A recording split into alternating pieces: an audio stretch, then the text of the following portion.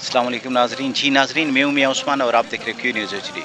जी नाजरीन, आज मौला हुसैन अलैहिस्सलाम का चहलम बड़े अकीदत और एहतराम से मनाया जा रहा है और आज हम यहाँ पर मरकज़ मस्जिद अली पर मौजूद हैं। यहाँ पे हमारे साथ मौजूद हैं सईद बंदे अली जाफरी साहब। तो मौला हुसैन अलैहिस्सलाम का चहलम माशाल्लाह बड़े अकीदत और एहतराम से मनाया गया।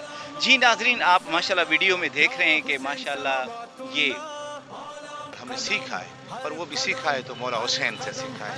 उसी अज़म को लेके चलते हैं हम और बचपन से लेके अब तक, और चाहेंगे मौला मेरे मौला से कि अगर आगे भी टाइम मिला तो हम इसी तरह खिदमत करते रहें।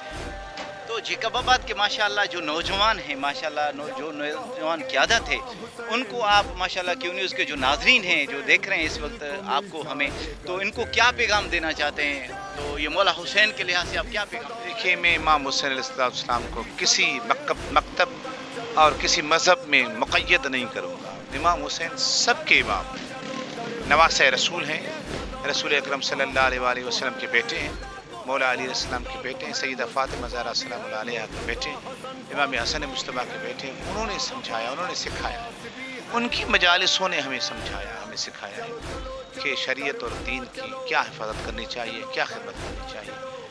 मकसद ये है इसी मजालिसों का कि हम सबको मोहब्बत, प्यार, सब्र के साथ चलना चाहिए।